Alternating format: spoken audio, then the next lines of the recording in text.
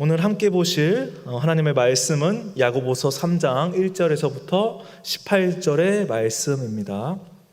야고보서 3장 1절에서부터 18절의 말씀입니다.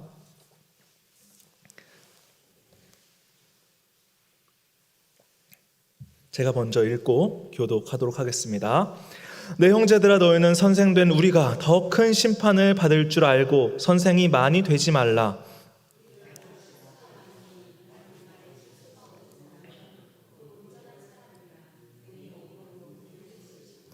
우리가 말의 입에 재갈 물리는 것은 우리에게 순종하게 하려고 그 온몸을 제어하는 것이라.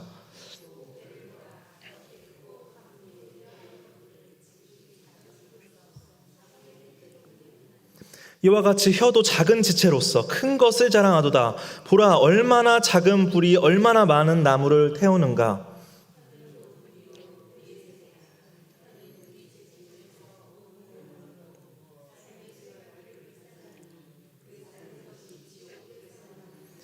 여러 종류의 짐승과 새와 벌레와 바다의 생물은 다 사람이 길들일 수 있고 길들여 왔거니와,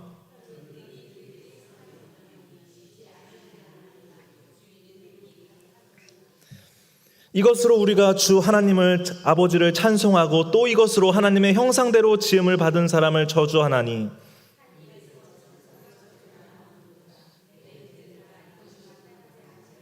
샘이 한 구멍으로 어찌 단물과 쓴물을 내겠느냐.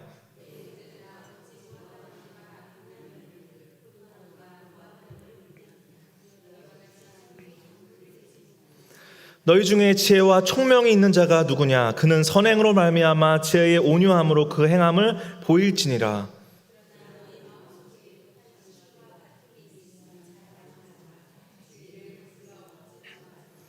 이러한 지혜는 위로부터 내려온 것이 아니요 땅 위의 것이요 정욕의 것이요 귀신의 것이니,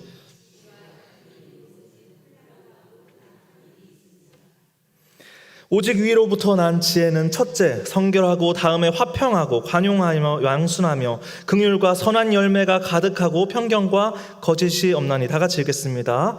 화평하게 하는 자들은 화평으로 심어 의의 열매를 거두느니라. 아멘. 한 주간 평안하셨는지요? 수요 예배 가운데 오신 우리 향기로운 교회 성도님들 정말 감사드리고 오늘 말씀을 통해서 주님의 크신 은혜가 있기를 기도합니다. 오늘 양쪽을 보면서 서로 인사하기 원합니다. 잘 오셨습니다. 서로 인사하도록 하겠습니다. 네, 저번 주에는 감사하게도 제가 이제 목사 임직식이 있었습니다. 또 우리 담임 목사님의 사랑과 성도님들의 기도 덕분에 정말 감사하게 임직을 하고 아내와 저녁에 이제 이야기를 하던 도중에 여러 가지 감동을 받게 되는 점들을 나누게 되었습니다. 사실 임직식만 있던 것이 아닙니다. 그 안에는 이 노회에 속하신 목사님들의 이제 은퇴식도 있었습니다. 또 은퇴식이 있기 이전에 목사 안수를 받는 친구들끼리 모여서 밥을 먹었는데 그 밥도 은퇴 장로님들의 헌금으로 먹은 밥을 먹은 기억이 납니다. 그래서 이 은퇴 목사님들과 은퇴 장로님들의 눈빛을 비유하자면 오랫동안 수많은 사람들에게 쉼을 준 아름답게 유지된 호수와 같은 깊이가 느껴지는 눈빛들이었습니다. 분명히 저처럼 목사 임직을 받고 시작할 때가 분명히 은퇴 목사님들에게도 있었을 것입니다. 그리고 수많은 고난과 단련의 과정을 거쳐서 이제 은퇴 목사의 여정까지 오셨을 것입니다. 그 마무리를 기념하는 그 마음이 어떠실지 저는 그 임직식 때 은퇴 목사님들을 보고 참 마음이 뭉클했고 제 아내도 참 그 부분에 있어서 감동을 받았다라고 이야기를 했습니다. 제가 느낀 거는 우리 이제 목사님들은, 목회를 하시는 목사님들은 이 사람의 힘으로 버틴 것이 아니라 하나님께서 주신 힘이 있었기 때문에 버티시고 가능하지 않았을까라는 생각을 조심스레 하게 되었습니다. 주님이 끝까지 주관하여 주시고 또 위로부터 지혜를 주시고 보호하여 주셨기 때문에 이렇게 결국에는 격려받고 축하받는 그 마지막 마무리의 자리까지 가능하구나라는 것을 눈으로 보는 순간이었습니다. 사랑하는 성도 여러분, 저와 우리 성도님들의 인생길 가운데도 분명히 시작이 있었을 것입니다. 그리고 중간에 단련과 인내의 시간이 지금 중간 과정에 있죠. 그리고 육체의 힘이 떨어지고 온몸이 소진하여서 삶의 마무리의 과정이 있을 것입니다. 그 여정의 시간 동안 우리 은퇴 목사님, 은퇴 장로님의 그 은퇴식처럼 내 입술의 지혜로 버티는 것이 아니라 하나님이 주시는 지혜와 힘을 믿으면서 그 여정을 견디시기를 주님의 이름으로 소망합니다. 오늘 보실 야고보서의 말씀은 계속해서 하나님이 주시는 건강한 자극들로 가득합니다. 2주 전에 야고보서 2장은 이런 내용이었죠. 차별하지 말라라는 말씀으로 이웃사랑의 관점을 우리가 보았습니다. 이번에 3장에선 또 쓴 말씀을 또 하고 계십니다. 선생이 많이 되지 말라는 권면으로 시작을 하게 됩니다. 왜냐하면 가르치는 선생의 위치는 다른 이들보다 오히려 심판받을 가능성이 높기 때문입니다. 여기서 선생은 리더의 자리이고 목자의 자리이고 부모의 자리이고 직장에서 조금이라도 누군가를 격려할 수 있는 그 위치에 있다면 바로 선생의 자리에 있다는 것을 우리는 알아야 됩니다. 본이 되는 자리에 있다는 것은 죄 짓는 것을 피하기가 가장 어려운 행함 중 하나인 우리 말의 혀를 가장 많이 담당하고 있습니다. 그러기에 오늘 본문 말씀이 말을 조심해야 한다라는 것입니다. 오늘 본문 말씀은 이 말의 힘에 대해서 이야기하고 있습니다. 2절의 말씀을 한번 다 같이 읽어보도록 하겠습니다. 시작.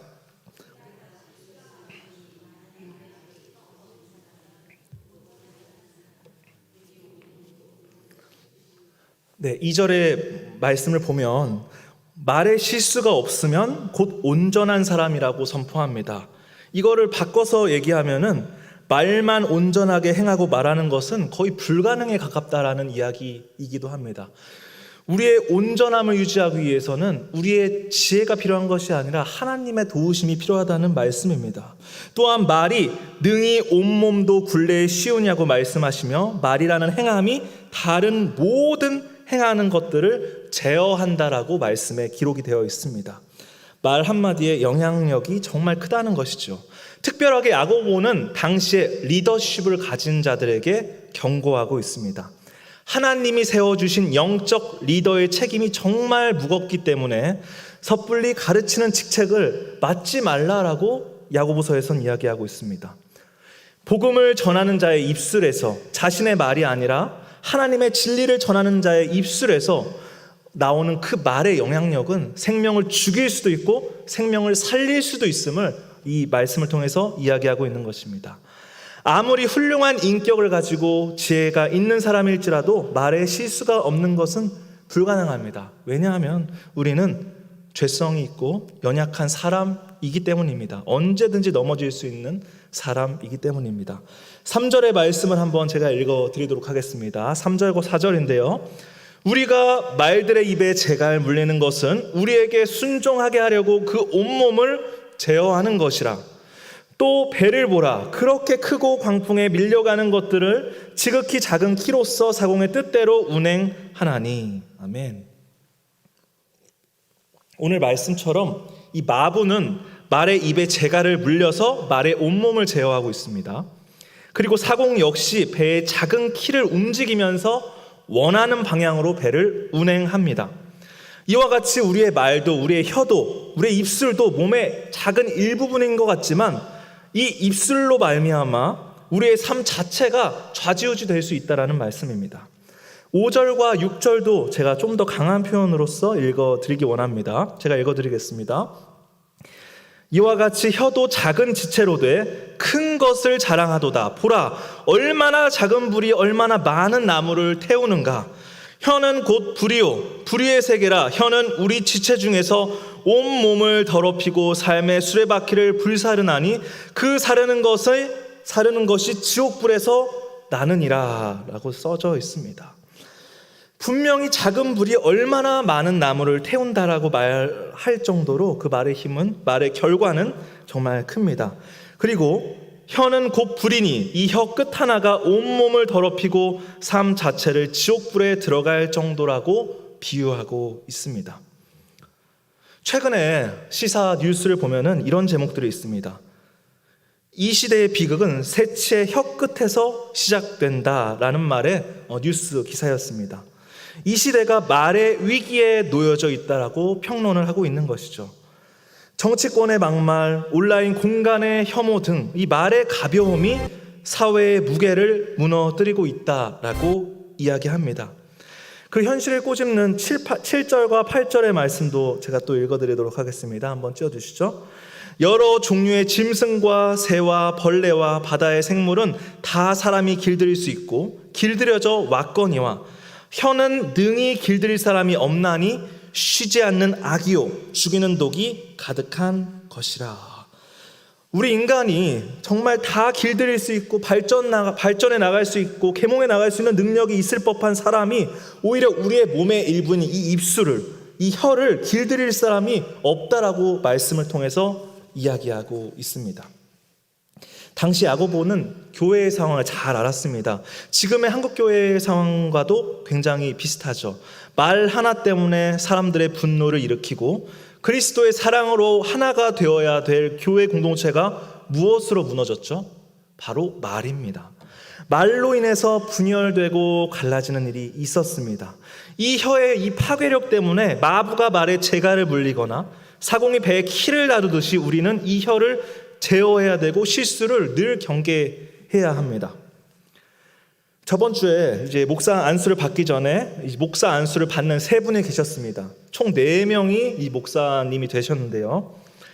또 참 처음에는 정말 다 모르는 사이였습니다. 다 모르는 사이였다가 밥을 한번 먹고 또 친해지게 되었습니다. 그래서 목사 시험이 끝나고 나서 커피도 마시고 이제 밥도 같이 먹게 되었습니다. 정말 재밌는 일이 하나 있었는데 이 목사 안수자 3분과 이 노예 중직자들과 함께 밥을 먹게 되었습니다. 근데 이상하게 한 중직자와 신임 목사 안수 받는 분들과 무언가 심상치 않는 눈빛의 교환이 있는 것을 확인하였습니다. 무엇일까? 무언가 아는 사이 같은데 다 처음 보는 사이일 텐데 왜 어떻게 뭔가 심상치 않은 눈빛 교환이 있지? 알고 보니까 밥을 다 먹을 때쯤에 목사 안수를 받는 한 친구의 아버지가 바로 노예의 중직자였던 것인 것을 알게 되었습니다. 그래서 이제 보이지 않는 어색함이 존재했던 것이죠. 더군다나 그 상황에서 만약에 내가 너 아빠야, 너 아버지야, 내 카드 줄게, 맛있는 거 많이, 이런 대화가 오고 갔다면 굉장히 곤란한 상황이 되었을 수도 있었을 것 같습니다. 그래서 그 상황에서 가장 현명한 태도로 침묵으로 일관하면서 말을 이제 노예 중직자분도 아끼시고 목사 안수자분도 조용히 있었던 것이었죠. 자, 이제 그 침묵 덕분에 조용히 그 아버님의 카드를 받고 밑에 빵집에 가서 그 빵을 먹고 커피를 얻어 먹었습니다. 이제 빵집에서 이제 4명의 대화가 오고 갔습니다. 이제 우리 교회, 너희 교회, 각자 교회에 대한 자랑과 이 부서에 대한 이야기를 하면서 진심으로 하나가 되었습니다. 이 3분도 참 멀리서 교회를 다니시면서 사명감을 가지고 목회를 하시는구나라는, 좀 본이 되는구나라는 마음을 받았습니다. 그런데 이 한 목회자 중에 또 대형 교회에 소속된 목회자이셨는데 이분만은 특별히 자기 교회에 대한 사역과 여러 가지 이야기를 많이 하지 않았습니다. 그리고 우리를 위한 위로와 격려의 말만 계속 하시는 것이에요. 자신의 상황에 대해서 이야기하는 것이 아니라. 이분만 특별하게 말수를 줄이면서 위로의 이야기를 주셨는데 왜 그러셨을까 곰곰이 생각을 해봤습니다. 저는 참 이 부분이 기억에 남았습니다. 참으로 겸손하시고 배려심이 깊다라고 느꼈습니다. 왜냐하면 아무리 마음이 넓고 또 남들을 의식하지 않는 쿨한 마음을 가진 목회자라 할지라도 정말 좋은 환경에서, 어찌 보면 재정적으로 충분한 환경에서 대형교회에 근무하시는 그 목회자가 자신의 사역에 대해서 이야기를 막 하기 시작한다면 다 어렵게 사역하고 계시는, 정말 혼신을 다해서 마음을 다해서 사역하고 계시는 이 목회자들의 마음이 혹여나 비교의 사탄의 영이 들어올 수도 있지 않겠습니까? 참 그 부분에 있어서 이 말씀처럼 참된 선생이라면 혀의 위험성을 알고 상황과 때에 맞춰서 우리의 말을 사용하고 아낄 줄 알아야 된다라는 말씀이 그 대화로 오고 가면서 저는 적용이 되었습니다. 이는 세상 사회도 그대로 적용됩니다. 인맥이 있고 물질이 있고 후원이 있고 집이 있고 퇴직 후에 안정된 삶이 있고 이런 모든 말이 자랑이 될 수 있고 충분한 이야기가 될 수 있는 것입니다. 간증할 수도 있습니다. 하지만 상황에 따라서 말을 하지 않는다면, 상황에 따라 그 말을 혹여라도 잘못한다면 사탄의 좋은 먹잇감이 될 수 있다는 것을 이야기하고 있는 것입니다. 나는 만족스럽게 말할지 모르나 덕이 되지 않을 때가 있음을 오늘 말씀을 통해서 우리는 알아야 됩니다. 사랑하는 향기로운 교회 성도님들, 이 말의 혀를 어떻게 우리가 제어할 수 있을까요? 우리가 할 수 없으니 하늘의 지혜를 주시는 주님을 찾아야 합니다. 우리는 거듭난 성도의 혀가 되어야 합니다. 오로지 하나님을 찬송하고 성도를 축복하는 일에 사용되어야 함을 우리는 알아야 합니다. 이것이 교회에서만 하라는 것이 아닙니다. 나를 통해 하나님이 찬양받아야 되고 나를 통해 이웃들이 주님의 복을 알아야 합니다. 만약에 오늘 말씀처럼 성도가 한 입으로 찬송을 하고 다른 한 입으로 저주도 하는 것을 일삼고 다닌다면, 교회에서는 바른 모범을 보이고 사회에서는 폭군과 온갖 불법으로 지낸다면, 이것이 바로 사탄의 지배를 받는 기독교인의 태도요, 이것이 세상의 기독교가 지탄받는 원인으로 가장 크게 작용받고 있음을 우리는 잘 알고 있습니다. 우리 9절과 10절의 말씀 한번 다 같이 읽어보기 원합니다. 시작.